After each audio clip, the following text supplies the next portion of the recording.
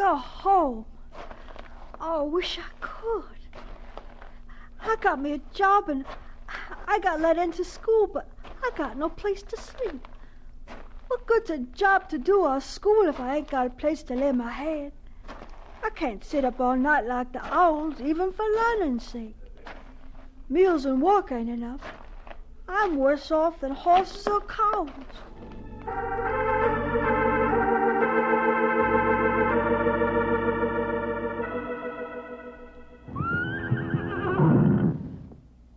Shh! Hush up, you dumb cows! Shh! You ought to be ashamed being so choosy about sharing your barn. Hush your mouth, you horse. You get the farm out here and I'm sunk. Listen, I'm not going to hurt anything. I'm just going to crawl up here in this hayloft and go to sleep. Oh, I'm so tired. See, I'm not hurting anything. This hay's so soft. Most as soft as my bed. Back home. Oh. Hey, what's wrong with you critters tonight? If he spies on me, I'm out for sure. Tired out farmer needs some sleep. All this noise and shame on you. School gone and everything. Want some more hay, huh? Oh, no. Well, I fed you once. That's all you get for tonight. Now you quiet down. Whew.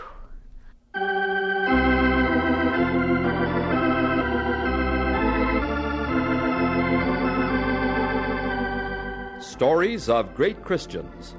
From the Department of Broadcasting of the Moody Bible Institute, we're bringing you Chapter 4 of God's Ebony Scientist, the story of George Washington Carver.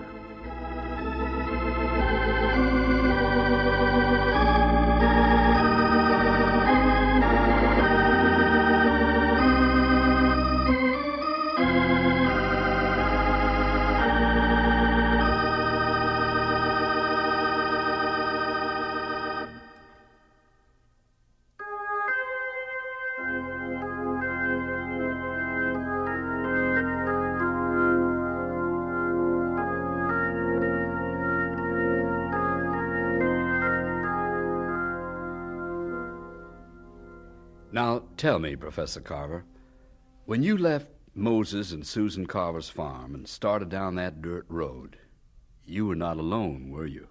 No, sir. No, sir, I was not. And who was with you? God, sir.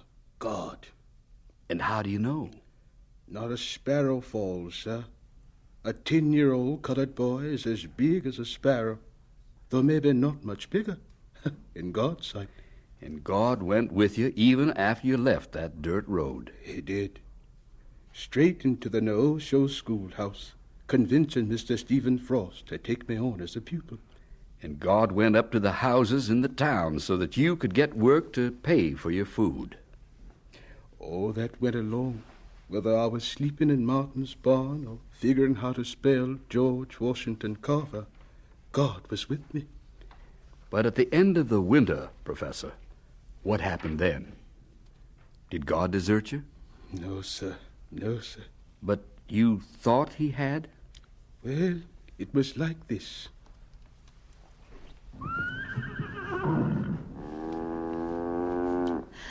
Now, you cuz, keep on treating me like a guest and don't give me away. I'll get educated. Well, boy, what are you doing here? Well, speak up. What are you doing in my barn? Stealing? Setting fire to the place? You answer me. No, sir. I'm just sleeping, sir. What? Way up in the hayloft. Please, sir. Don't beat me, sir. I didn't have no other place. I had to sleep somewhere. I wanted to go to school. Stop. Now take it slow. You've been sleeping here right along? Yes, sir. All week? No, sir. All winter. Why, you... It was the only place. I had to have a place if I wanted to stay in school. I didn't take a thing, sir. I brought my own food. Oh, please, sir. Calm down, Please, boy. sir, that strap, I don't want He is for locking up the barn. Let me take my supper from the loft. You're not leaving. Don't want me. March!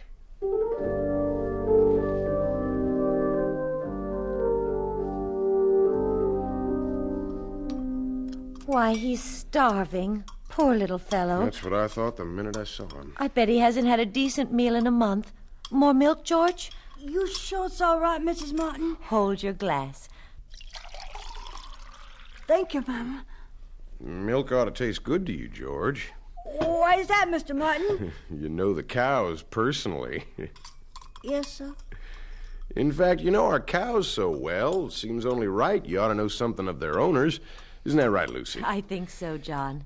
You see, George, Lucy and me are new to Neosha.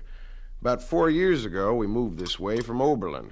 That's in Kansas. Kansas is north of here, George. We came here because of the flour mill. I'm foreman. Now, if you're through eating, George, sit over there in the rocking chair. Thank you, ma'am.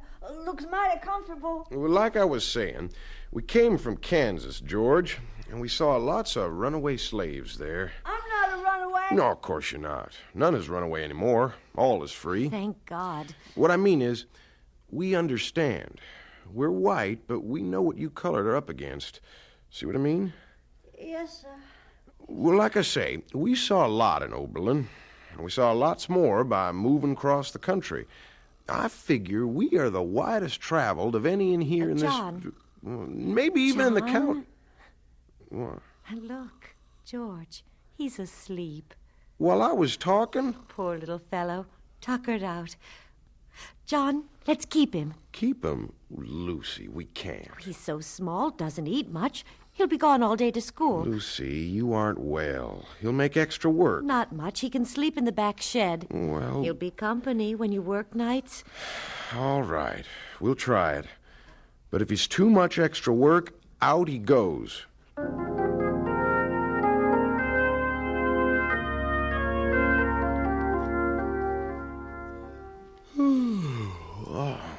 What a way to wake up. I dreamed I was walking down to the best breakfast I ever saw. Coffee, eggs, bacon, wheat cakes. Coffee that just wafted up and... Coffee. I smell coffee. Lucy, did you get breakfast? Breakfast? John, I'm asleep. Well, then I'm crazy. I smell coffee. Where are my shoes? Oh, John, what is the... Where are you going? John...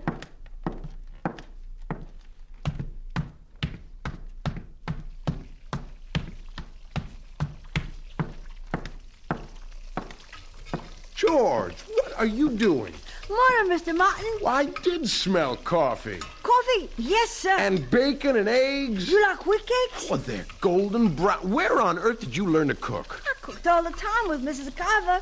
She told me to tell anyone I can cook. See? I see. Wash, too. Well, I never. I'm good at housework, son. I'd say you were. But Lucy... I figure after breakfast, I'll do up some sheets and towels and get them on the line. And after school, maybe I can spade up the yard a bit. Lucy, And come then on I down go here. I got a surprise for you.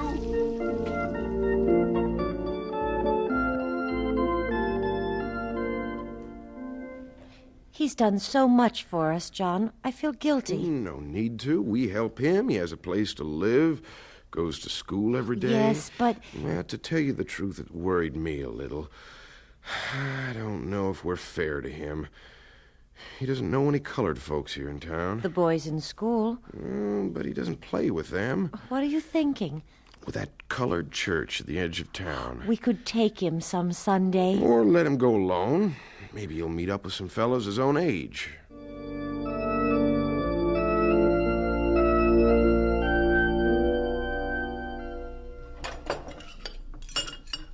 George, after that good dinner, how about listening to an idea of mine? Can I listen and wait or two? Sure. George, how would you like to go to church on Sunday? Church? Oh, what did they do there? Why, George, they... Church is God's house, you know. Oh, God doesn't stay in a house. What? The whole world is where he lives. Yes. Yes, of course, but... People go to church, George, to worship him. Why? It's nicer in the woods than it is in a house. George, they sing in church. You'd like that. You'd meet people. Do you want me to go to church? We think you'd like it. It'd be good for you, too. Give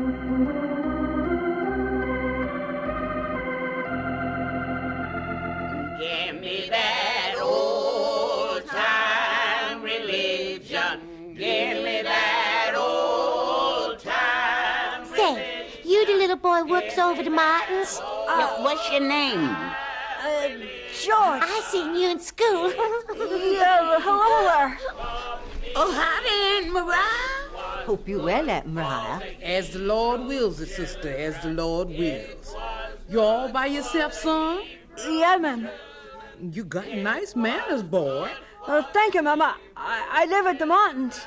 How do you like our little church, boy? Well, the singing was awful loud, Lottie, but it got a nice swing to it. you think your own thoughts, don't you, son? Well, God'll take care of you. Not a sparrow falls that the Creator doesn't know. And you not much bigger than a sparrow, boy. Yes, Mom.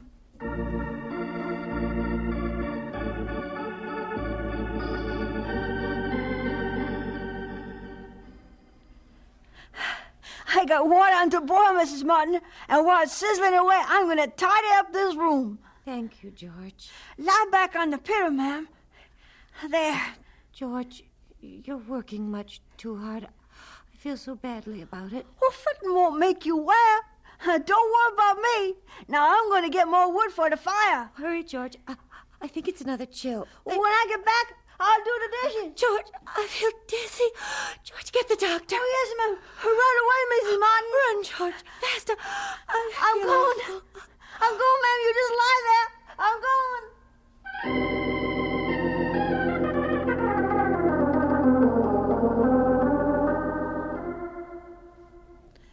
She's some better today, isn't she, Mr. Martin? I don't know what we'd do without you, George. I feel awful about your schooling. Oh, I'll catch up what I miss. It isn't right, making a nurse out of you, keeping you away from school. Now, don't fret about it. I tell you what, why don't I help you? I'll get my books. We can sit right here at the kitchen table. Tonight we'll start with arithmetic, and if you do a little after dinner every night...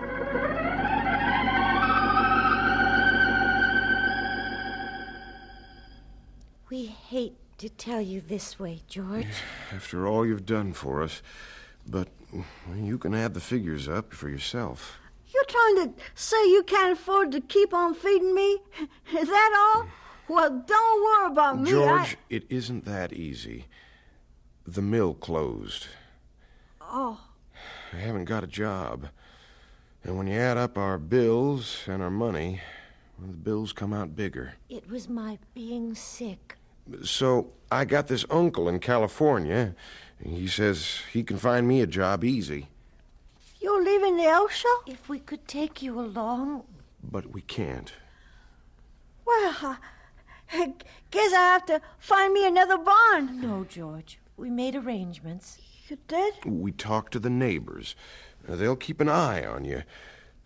We wish you could go live with them, but, well, it didn't work out quite that way. But they say they'll keep an eye on you. Something may work out. The white folks here in town like you fine, George. We wish we could take you with us, son. Well, don't worry about me now, Mr. Martin. I'll make out fine.